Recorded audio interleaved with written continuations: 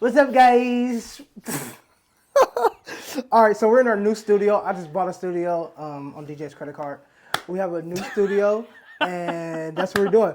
We're gonna try to make this that thing get big. So you see the background here. It's gonna change throughout the couple of times we do podcasts. We're going to build this studio up, and we're trying to make it nice. Have people on the podcast. Maybe we can get Pete Weber on here one day. I don't know. Maybe I don't know. Yeah, I don't know. possible. We might be big. I mean, everybody started somewhere, so maybe we'll start here. Anyway, so today we're going to do a podcast. Before we do that, we're going to talk about this weekend. Me and Ronnie is doing some crazy shit. It's more than crazy. So we're driving 8 hours to Vegas, and then we're flying back. So we're going to get a rental car, drive 8 hours. It's a tournament. It's $4,000 for first place. So you got to go to this tournament. All the big bowlers are going to be there. I consider myself a little bowler, so I guess I get to bowl against some of the big bowlers. Ronnie's a big bowler. So yeah, we got to go. This $4,000 first place, $200 entry. I mean, you have to go to this tournament. So it's like a last minute thing. So we're driving there and we're flying back this Saturday. So we might make a video off of that. Also, I don't think we have anything else upcoming other than The doubles. The doubles next week we're running. It's already sold out, so we really need to promote that. We do have a waiting list. A couple people are still on the fence, so we might see if they're in. But again, we already have a waiting list that's still like 4 deep. So I don't know if you're going to get in or not. Plus the Big Swiss is coming up. That tournament is probably going to be the best year for the Big Swiss ever. Thank you, Will Schnardo, for that. You said they're sold out? 38 teams? 38 teams of 5 of probably the best bowlers in California. So that's going to be probably a really big tournament next weekend, Thanksgiving weekend. But today, we're going to talk about how to get to the next level in bowling. So many people text me. They also text DJ, hey, how do I do this? How do I do that? How do I get on Drill Factory? Blah, blah, blah. How do I get on staff? How do I get on staff? You're skipping so many steps. But we're going to try to narrow a couple of things down for you, how to get to the next level in bowling. So many bowlers are stuck at 220, and they're like, I'm 220, I don't cash in tournaments. I'm 230, I don't do this, I do that. You're just 230 in that house. You're just 230 there. You're not 230 at tournaments. You're not 220 at tournaments. There's a level you got to get to where you're kind of stagnant, where, yeah, your average is high, but you're not really doing anything other than being a big league bowler, if that makes sense. So there is things you have to do, because in league, I can walk in and be like, I'm throwing this ball, I'm going to strike. What's your average? What's my average? My book average is actually 205.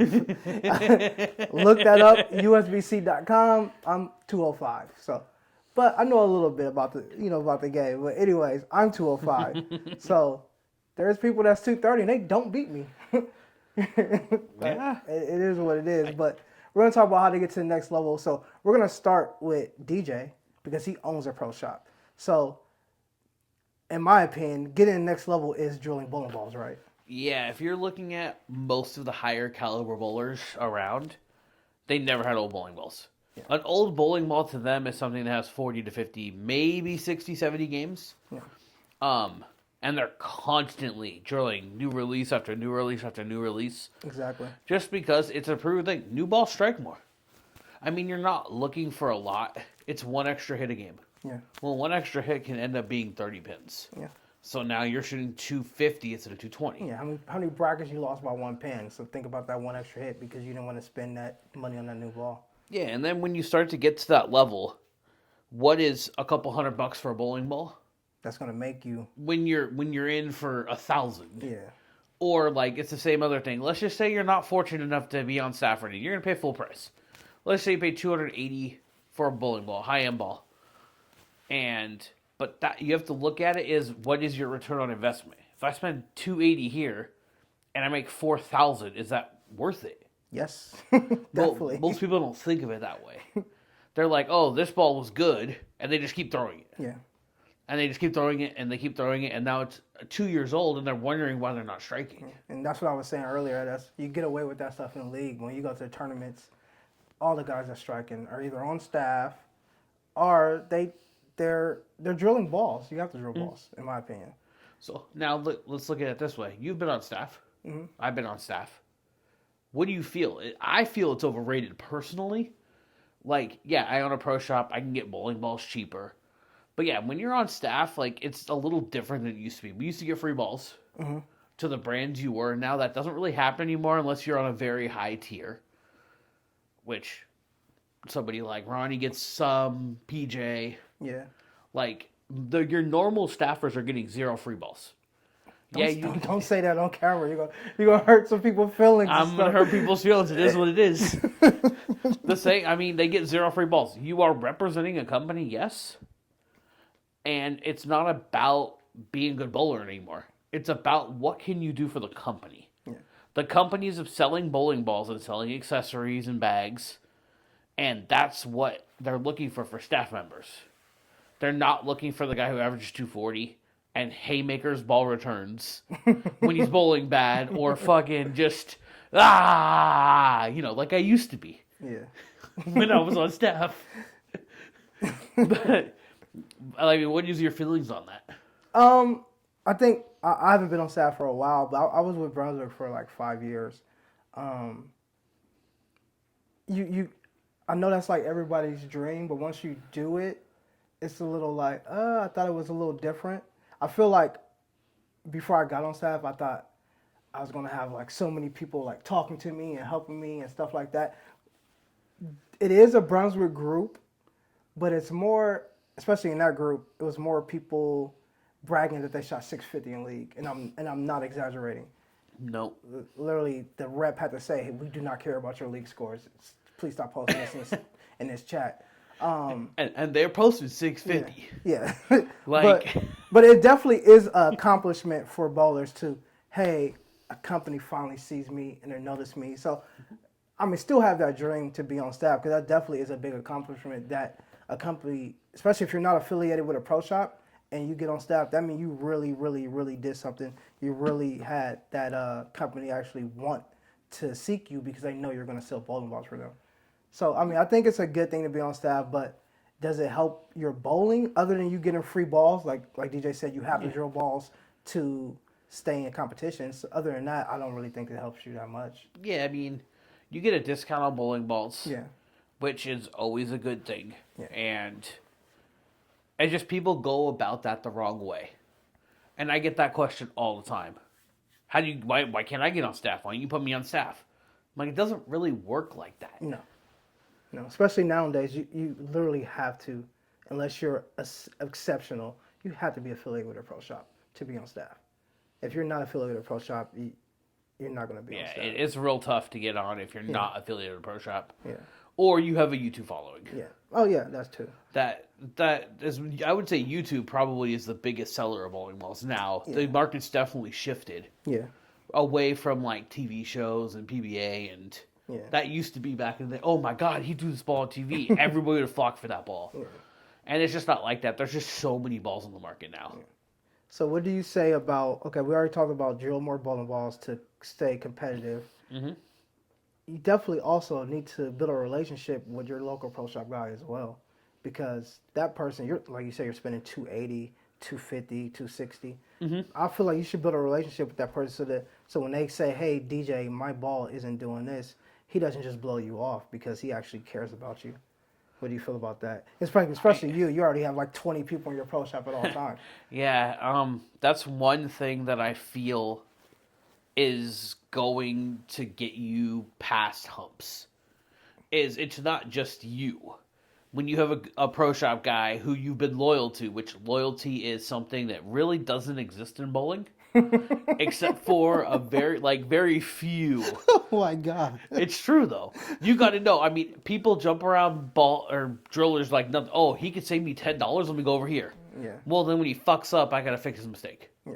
Or it's just an extra set of eyes. Yeah. Like Ronnie's a fucking good bowler. Yeah. Well, today we had a half-hour thing of looking at his swing and ball shapes because we're going through some pitch changes if he actually ever lets me. Yeah, even me. Like I've been at tournaments and I'm just frying out and I'm just calling DJ third frame. Like, what do I do? I remember one tournament we were in Sacramento and I think it was match play and I think I just beat somebody with like 540. It was a 2-game total. And then the next set, I had nothing. I was like, DJ, I have nothing. And I'm bowling a lefty. And I go, he got the nuts. And DJ goes, why don't you just throw it back up? Yeah. And I would never have thought of that. I just shot 540, so why would I throw it back up? And he's like, just throw it back up. And I threw it back up, and I won that match just by having a relationship with my pro shop guy. You have to have a relationship with the pro shop guy. You won that one because that dude went ballistic. Yeah. He went like, oh, you're throwing back up as a disrespecting. Yeah, he got mad. And he just went, whoa. Yeah, and I literally did it because I had nothing. I literally had nothing. So, I mean, I'm pretty, I'm not saying I'm pretty good, but I can average 220 throwing it back up. So, I threw it back up, and I ended up winning that game. But again, that's having a relationship with your pro shop guy. Mm-hmm. Having somebody that actually cares and want to pick up the phone when you call and be like, hey, yeah, you're seeing this? Okay, maybe you should try this. And especially he knows what's in your bag because he drills your bowling balls. Man, my phone never stops ringing with stuff like that. Never. And also, it's a good person. Like, it's good to bounce ball reactions off of people. Yeah. Like, hey, I'm seeing this. Well, maybe your pins are a little too strong. Maybe your masses are a little too strong. And that way, maybe you're just throwing the wrong balls at the wrong time. Yeah. And again, an extra set of eyes never hurts. Tour guys. They always have extra set of eyes on them. Yeah, they have tour reps. That's why they have tour reps. Yeah, they have tour reps specifically to watch people bowl. Yeah, so initially your pro shop guy is your tour rep, basically. Yeah. Well, your amateur tournament rep. There you go. Amateur tournament rep. I think I should get a degree in psychology. Yeah. Because all the people calling me and like bitching and moaning or frying out. Oh yeah. You last weekend. Yeah, I was in Nebraska frying out. Well, it's kind of I've been bowling bad for like 3 weeks straight, so I don't know. But also we're talking about getting better, getting to the next level. This is the first thing you got to do. You got to practice. You got to practice. Like, we should have said that first, but we wanted to, open it up. But, like, at the end of the day, you have to practice. You have to practice. If you don't practice, you will not get better. Yeah. It's that simple. I didn't bowl juniors. I put in a lot of work to get where I'm at. I'm being honest. I don't practice that much now, and that's probably why I'm in my slump right now. Well, but you're bowling every weekend. Yeah. And when you take 3 weeks off, you go into a slump. Yeah, exactly. Because bowling that you always are sharp because you're always bowling. Yeah. So it's cold as shit in here, though. Yeah, it is. But you could look at we have no some of the AC in this new studio. Some of the people that we hang out with essentially see us not practicing, and they don't think they have to practice. Yeah. And they have significantly gotten worse. Yeah, because they don't understand that work that we put in back in the day. I used to be at Albany Bowl all the time practicing. All the time. Yeah. I used to practice on my lunch breaks at Palo Alto. Yeah, he worked at a bowling alley, so he definitely practiced. Well, I went from the grocery store and I would drive, bowl 3 games on my lunch break, drive and go back to work. Every day. All right, so we talked about bowling balls. We talked about practice. We talked about having a relationship with the pro shop guy. Definitely have to pick up your spares. Yeah. But now we're going to come into me. This is my theory of how to get better. Stop being scared of good bowlers. When you actually feel like you're on that level, I feel like it opens up everything for you. Stop thinking, oh, that's PJ, oh, that's Ronnie, oh, that's Parker, or whoever, like, oh, the good bowlers in your area. Like, you put the practice in, you got the new equipment, you can talk to your pro shop guy.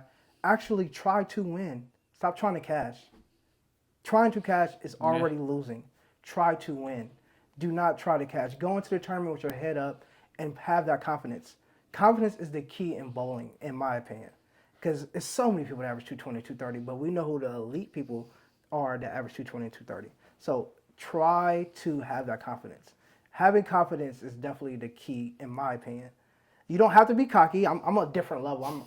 I'm cocky. I'm confident. I'm an asshole. I'm different. You can be cocky and mature and peaceful. Like Anthony Thompson, the nicest person in the world. He's definitely cocky. He's definitely confident. Like, don't let that fool you. Like, you can still be nice and confident, but just don't be scared.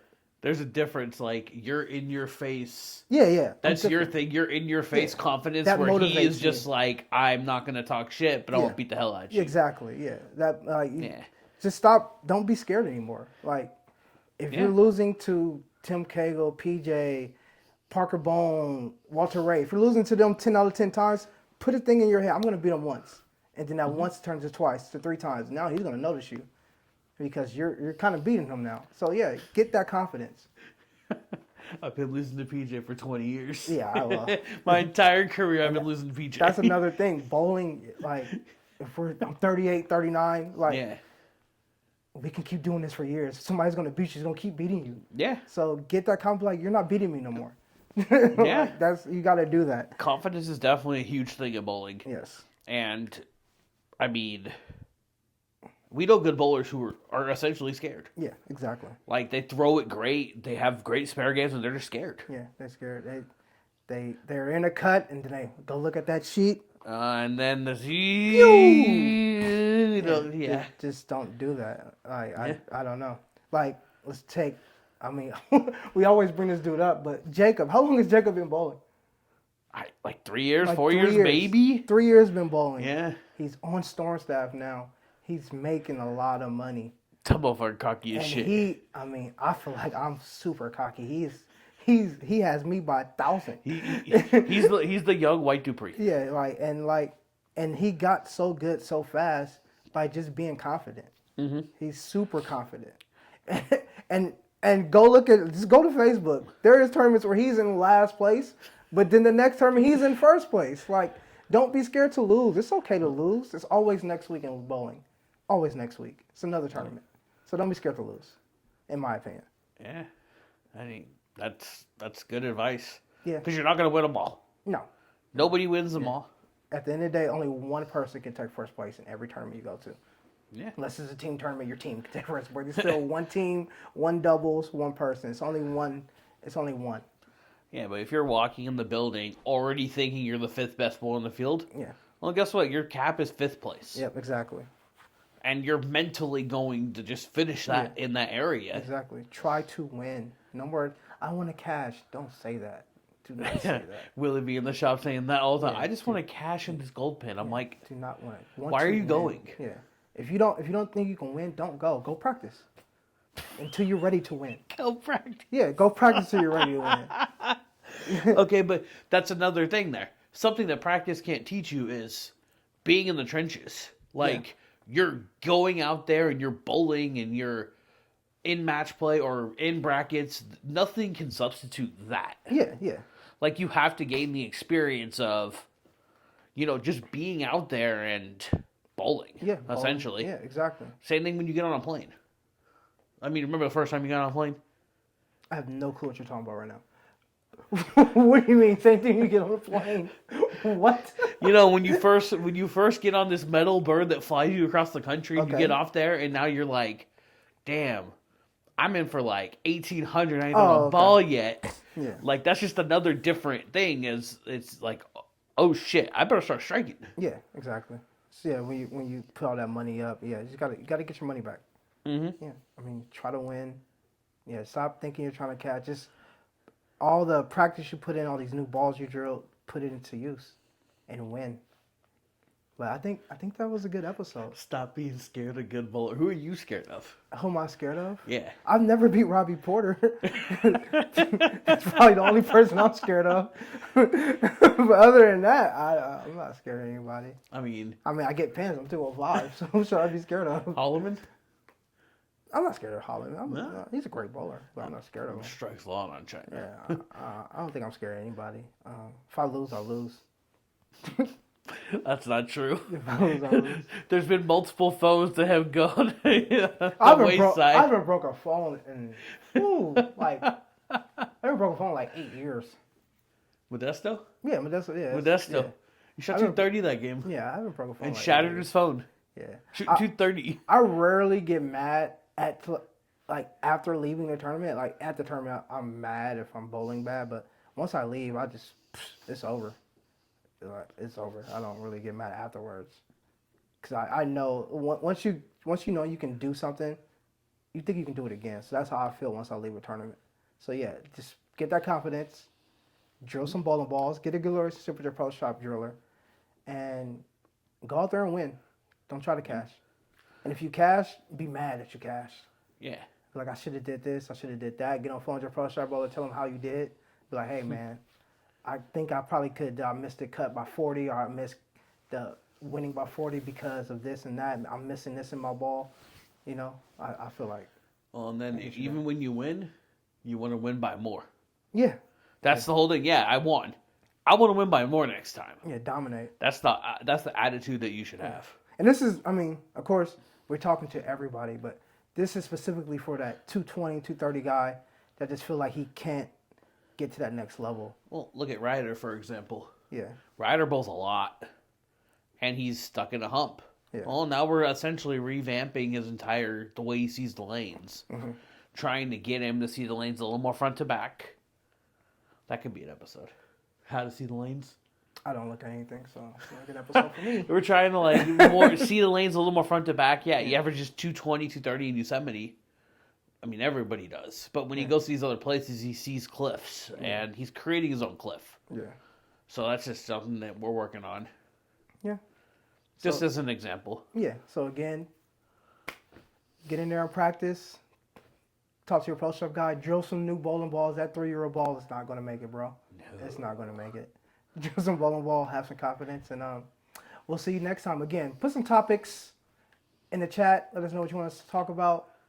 Again, we just bought this brand new thing here, this new studio. And I'm telling you, it's going to look sick when we're done with it. It's going to look sick. But again, see you together. See you together. Like and subscribe. Like and subscribe. Like and subscribe. Please leave us some comments. Like, we want to start interacting a little bit more with people. Yeah. Like, dude, anything. If you want to say some dumb shit, say some dumb shit. Yeah, I like dumb stuff. Like, we're just doing this to have fun. Yeah. Like, we're not trying to be super serious. And yeah, I just got off work, came over here to our new place. We just got the keys. Lazy. Got the keys to our new studio. And yeah.